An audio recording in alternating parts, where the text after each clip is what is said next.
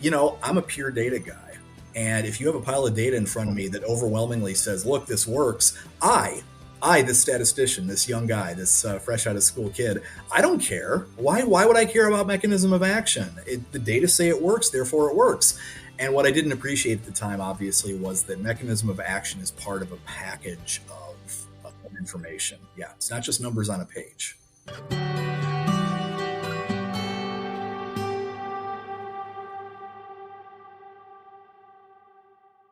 The Medical Alley podcast is brought to you by MentorMate. MentorMate empowers healthcare clients to deliver on their mission and transform the human experience through technology.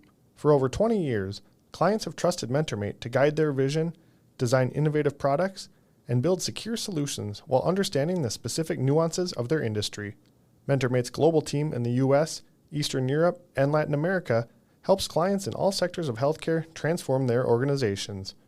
From Fortune 500 pharmaceutical companies and commercial payers to hospital systems, medical device manufacturers, and beyond. Learn more at mentormate.com/healthcare.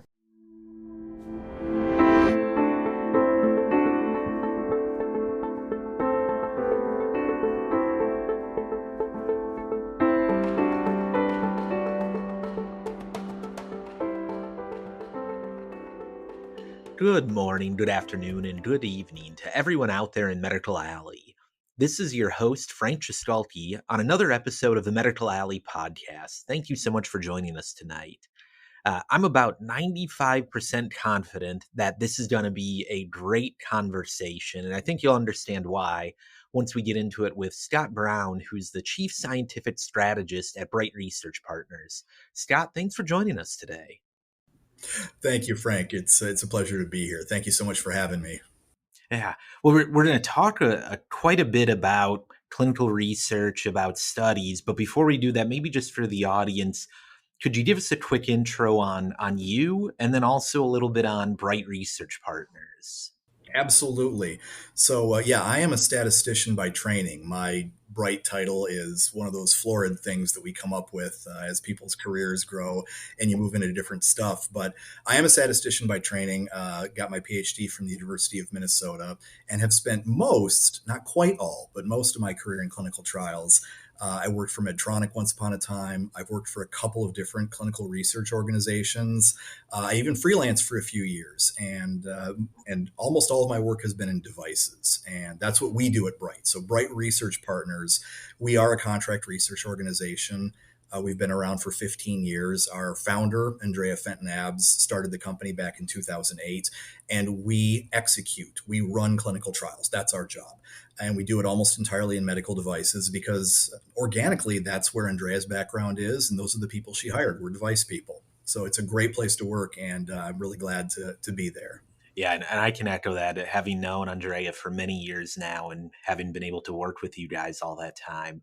Fantastic group of people. And in kind of an oddity for today, folks, as we're recording this, right when we finish the podcast, I'm going to dash out of the office and I'm having lunch, not with Bright, but in the building at Hen House. So I'll be like 50 feet away from the whole team, although probably on a Friday, maybe they won't be there as much. I want to back up for a little bit before we talk about the healthcare side. I'd read, so you were at Northwest Airlines, which for those who might not remember, now Delta, and at Target. What was that about being in this completely different industry? And then how'd you end up in med tech? So I actually had a job. My first real job was at Medtronic, and I worked in their one of their base groups from their founding, which is to say pacing. And I was there for a while, and here's what happened. In my youth especially, I was easily distracted by shiny objects, and I had a friend who left Medtronic and went over to Northwest, and he called me up a few months later and said, "Hey, it's real fun over here. There's all kinds of interesting math stuff going on, much more than you might think." He said, "You want to come over?" And I said, "Sure, why not?" Because again, at the time, it seemed interesting. It seemed different, and I hadn't really settled on my career path. So it's literally the same thing with Target. The same friend left Northwest and went to Target, called me up and said, "Hey, you want to come over here?" And I said, "Sure." Well, then what happened is we both settled into a career path that made sense for each of us. And I had gotten a call from a friend named Chris Pulling, who founded the Integra Ah, Group, co-founded, I should say. I don't want to fail to give credit where it's due. And so I joined Integra, and that was my return to clinical trials, to medical devices, and I've been there ever since. So that was it, really a detour, but a very interesting one. oh, very fun. And I am a big fan of that. I've always loved the concept of to be interesting, you have to be interested. And even though I've been at one place for 18 years now, it's been every job under the sun. And it's just been whatever is interesting, go try it out, see what you learn, and have fun along the way. And I got to give a shout out to Chris, who's now working on a new startup, but Yes. great example of the kind of people in this community who, stay connected, help build up the industry, and are always there to help. As you made that transition back into the device world, then with Integra, you mentioned doing some freelancing. I know throughout the years it's been working with a lot of different products and companies. Without maybe naming names, are there any areas you found where you're like, this was just so interesting or more exciting that you got to work on? Yes, I can. And I'm even happy to name some names, even though it's not Hmm. necessary, because Bright actually, it turns out, we medical device, it's a big field. Obviously, we both know that, and there are so many therapeutic divisions that come into play. And what has happened is, in much the same way that Bright organically is a device CRO, because our people are device people, I am probably most closely connected with stroke, ischemic stroke.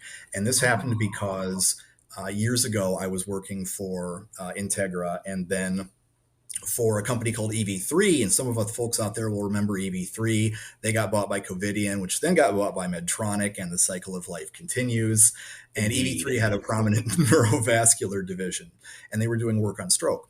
And so what happens is, right, you spend time in a space, you get to know people, and then when you become available for later projects, when I went out Mhm. freelancing, I would start getting calls from people who wanted help in stroke studies.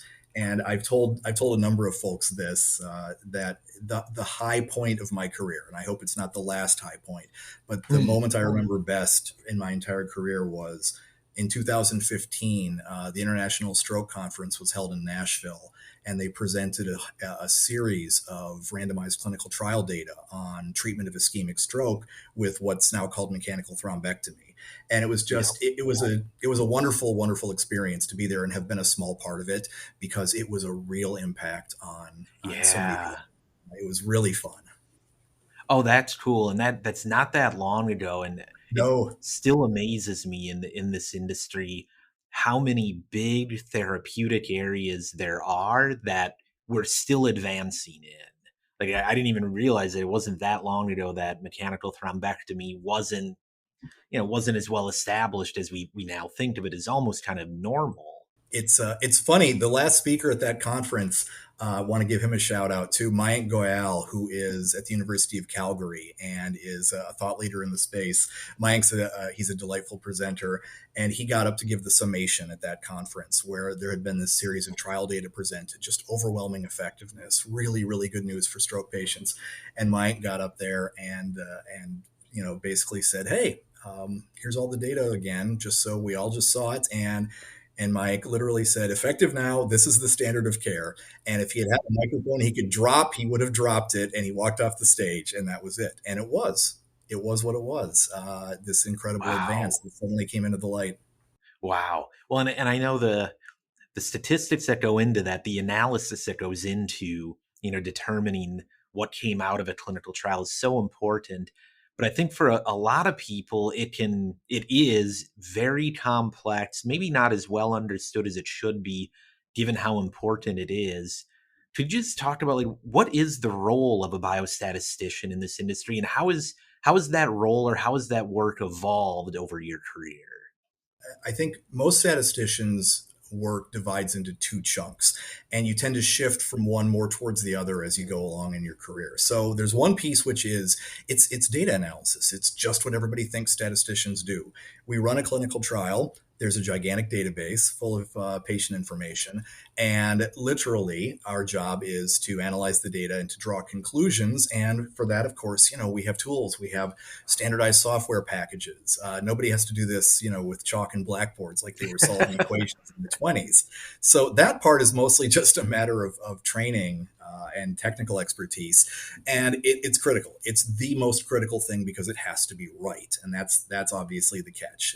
Everyone makes mistakes, but that's not the place to make a mistake. The other piece is at the front end. So when do the data come in? Well, toward the end. You've got all the data now. Let's do an analysis. Before then, at the start, when you go to design the trial, that's the other piece where a statistician can and hopefully will be helpful. Because when we go to design a clinical trial, we ask ourselves, okay, what are we trying to prove? What endpoints, what data, what information do we need to prove that to the satisfaction of whoever the stakeholders are? Maybe it's FDA, maybe it's reimbursement organizations, maybe it's just clinical science. And once you've decided that, the next question you back up to is, okay, how much of this information are we going to need and in what form in order to give people the evidence they need? Those things are the realm of the statistician. So we have a pulse of responsibility at the start, which is design. Then there's, I don't want to say it's a fallow period because you're always planning and preparing and keeping people informed. But then at the end, there's another pulse, which is the trial is done. Let's analyze it and see what we've got. And my experience, at least, is that you tend to start out in the analysis phase because statisticians almost invariably come out of school with analytical skills. That's what we're trained for when we go get our masters or PhDs or whatever degree we have. The design part requires experience because you have to know what's expected, and it's much more about human factors. What is FDA accustomed to? What's not just what does the rule book say, but what does this group, for example, expect to see from you? What's their tradition? What's their history? What's the background? So those things you can only get by doing, and so that you tend to move into as time passes. When you're working with clients, I'm always curious, like, are there areas that companies seem to regularly get wrong or underestimate or discount in ways they shouldn't? Like, what are the things you'd tell companies like, hey, you're going to think this doesn't matter, or you don't need to do it, but it does? Yeah, the fun one. This isn't even statistics per se, but the single most poorly estimated quantity in clinical trials, as far as I can tell, is enrollment rate. Part of because it all makes sense, right? There Yep. is the rules of statistics in clinical trials or in anywhere exist to make sure that we've gathered enough evidence to prove our point. And Yep. so it's a set of guideposts, right? It's limitations on what you are and are not allowed to say given the data at hand. But when you ask yourself, okay, we're planning this trial and we really would like to have it done by the end of 2025. And somebody like me or one of the folks at Bright who work on these things will put together a schedule and we'll say, oh, you have, if you enroll one patient per site per month, will be done in 2026, and then the bargaining begins. The bargaining with Mother Yeah. Nature. That's that's the one. This isn't quite true, but it's almost true to say I'm not sure I've ever seen a study that enrolled as fast as the initial hope that it would. Hmm. Eventually, we get it done at the end, but yeah, that's not even stats, but it's right there all the time. Oh, it makes so much sense though. It's the thing that you probably as a sponsor have the least control over So because you're true. dependent on so many other parties. So true, and that's where you ask yourself what matters in terms of enrollment rate. If I'm asked to predict, and I'll get these questions sometimes, and honestly, statistics is great at certain things and less at others. What are we not so good at? Situations where every single case is unique, right? If you give me 100 things that are all the same and ask me to do an estimate, here's a trial with 100 patients in it. Scott, what's the success rate supposed to look like? Well, I have 100 examples. If you give me 100 different trials and say, here's the background in this space, every one of those trials was different. Every one of the people involved were different. The patients were different. The site staff were different. The sponsors were different. The funding was different. I don't actually have a great basis for estimation. I have a bunch of anecdotes that are hard to combine into a reliable estimate. So yeah, it's hard to do, and it's frustrating, honestly, for me as a professional too, because it's one of the more important things you want to get right, and it's just hard. Right. Oh, wow. So what do you end up saying to the clients, and or what do you end up saying to the companies as they're trying to think through how I guess manage that risk or manage that challenge?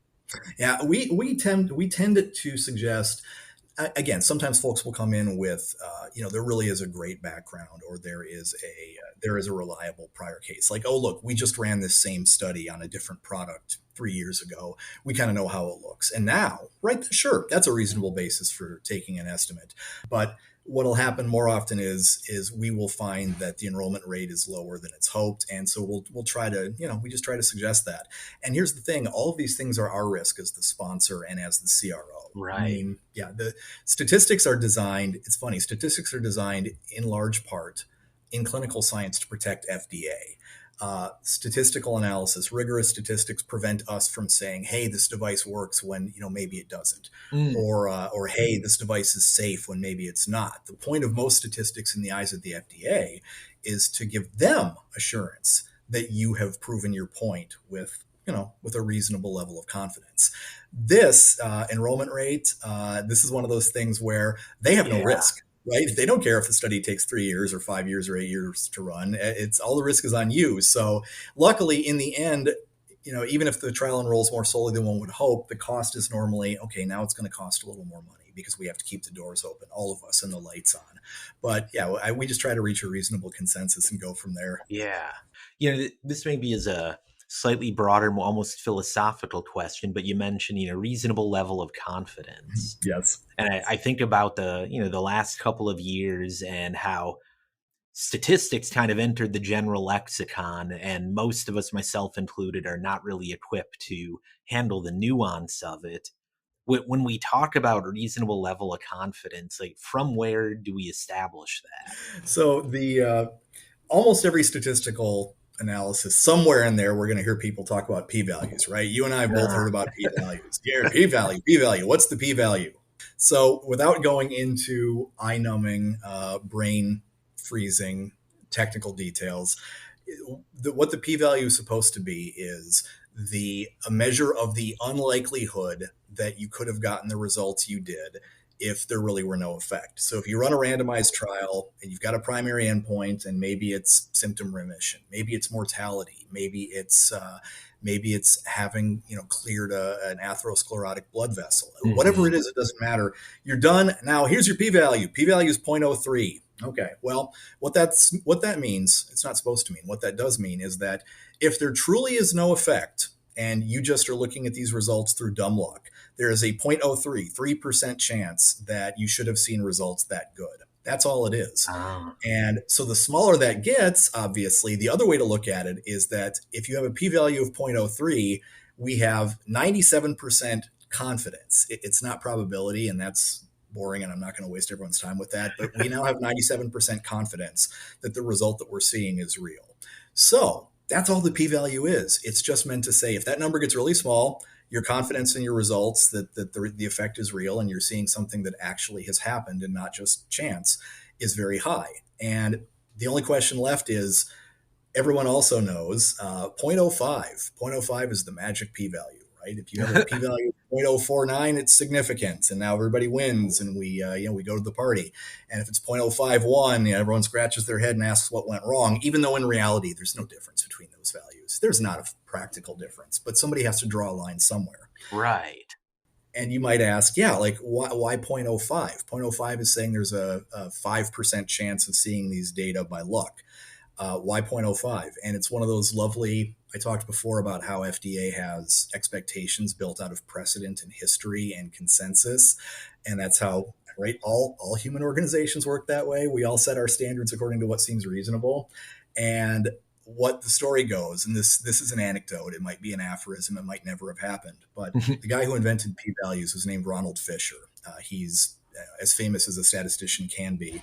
And the legend is that Ronald Fisher invented p-values, and somebody came to him one day and said, Professor Fisher, we've got these p-values now, and where should the cutoff be? Like, how low is low? When should we be confident that something is going on? And the legend goes that Ronald Fisher, with his feet up on his desk or something like that, just kind of shrugged his shoulders and said, 1 in 20. And the age the intern walked off, and that was the end of the story. Did that really happen? Who knows? But that's the joke that we tell amongst ourselves. Oh, I love that. And that also I think really connects the idea of, you can do the math, you get the results, but it's got to tie back to the reality of what you're doing, right? Sometimes it just doesn't make sense, or sometimes you can clearly see the effect. And if the connection between the therapy and what you're doing, the physiology, the engineering, and the math line up, you're probably going to end up being more confident than Yes, you just get yes, a result but you don't know why, or you yes, don't know that yes. it should be that way.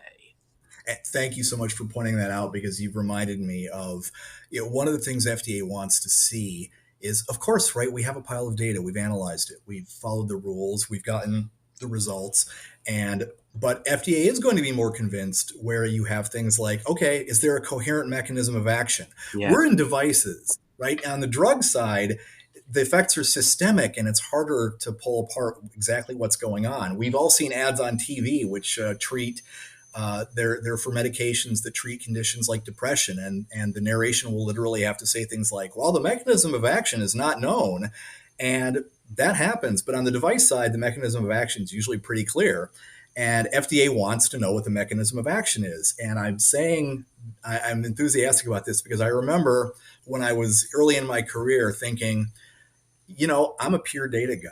And if you have a pile of data in front of me that overwhelmingly says, look, this works, this statistician, this young guy, this fresh out of school kid, I don't care. Why would I care about mechanism of action? The data say it works, therefore it works. And what I didn't appreciate at the time, obviously, was that mechanism of action is part of a package Right. of information. Yeah, it's not just numbers on a page. Right on. Yeah, and that wisdom gained from time and experience so critical in this industry where we are building products on top of knowledge that sometimes is generations older, and it might be in almost an aphorism of we don't know quite how we started down this path, but here we are. I'm curious, maybe as we come towards the end of this, when you're working with clients, like this is an industry that is very technical. By and large, you have people that are relatively sophisticated, even if they don't have the maths background. But you can quickly get into things that are very complicated, very technical, and require the specialist expertise, which is, why people like you are glad you're around. When you're engaging with the companies, how do you talk to them about those things if they maybe truly don't appreciate or understand the nuance of some of those mechanisms or of the tests that are being done? How do you help bring them along on that journey? Yeah, I'm really enthusiastic about the part of my job that is communicating with everybody else. Right, statisticians are just the Mhm. tiniest corner of this field, and we are, as a profession, not known necessarily as really voluble communicators or super gregarious people, which is one of the things I love about us. But when the time comes to talk to folks, you're talking to a clinical affairs manager or a director of regulatory or whoever it might be. Part of the job is to be able to talk about these things in a way that that's understandable to everybody. And I guess the way I think of it is, there's a lot of technical fields that we all interface with in our daily lives where someone's job is to explain it to us in a way that makes sense. Every time we all go to see our physicians, right? Or perhaps you see a specialist, you go see a neurologist, the thing that they do when they're good communicators, and the thing that I try to do, and hopefully I succeed, is first of all, just avoid a lot of jargon. Every field develops its own jargon for internal use. If you're talking to somebody's some random person I just invented, this nice old lady, somebody's grandmother, and she's had a heart attack. When you're a physician talking to her, there's no need to call that a myocardial infarction and start talking about troponin levels, right? Just don't go there. Tell folks what they need to know in language that is familiar to them, because it's not their job to know your field; it's your job to know their field. And that's kind of the way I look at this, where I've always been very, very interested in the clinical science behind the work that we do. Theoretically, you can be a statistician without learning a lot about the actual clinical details. You can. in the sense that, again, the data don't care where they came from, but it's always been interesting to me to be able to learn about the actual work being done by all the folks who are, again, the R&D side, the regulatory side, the clinical affairs side, all that, because it just makes me better at being able to speak to people in a way that makes sense. Right on. Well, I think that we share that value then of being interested is some of the best things. Last thing I'll ask you, kind of a lighthearted one. Do you have a favorite statistical method or test of significance? Like, what would you leave us with as the most interesting? I mentioned Ronald Fisher before, and that really was a coincidence, but the answer is Fisher's exact test. And Fisher's Yeah. exact is a test for all those of you who don't do this all the time. Fisher's exact test is a test for comparing two groups of binary outcomes. You've got a pass fail, and you've got two groups of pass fails, and a lot of trials are that, right? We love binary outcomes in clinical trials because the idea that something succeeded or it failed is clean, it's understandable, everyone can work with it, and you don't have to worry about, again, a lot of nuance. So when you have two groups and they can either pass or fail, the test that compares the results between the two groups in a randomized trial is Fisher's exact, and it's named after, yes, Ronald Fisher, and it's my favorite because A, I use it all the time, and B, I just like to tell that story about Ronald Fisher. Oh, I love that. All right. Well, that is the exact right moment to wrap it up and say, Scott, thank you so much for joining us today and sharing a little bit of your wisdom. Thank you so much, Frank. I really appreciate the time here, and thanks to everybody. Indeed. And folks, that's been another episode of the Medical Alley podcast.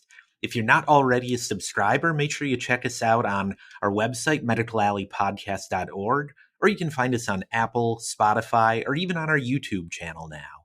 And hey, would you do me one little favor? Would you share this episode with just one other person? If everyone listening did that, we'd help spread this story and all the other incredible stories coming out of this community a little bit further. I'd really appreciate it. Until next time, have a great day.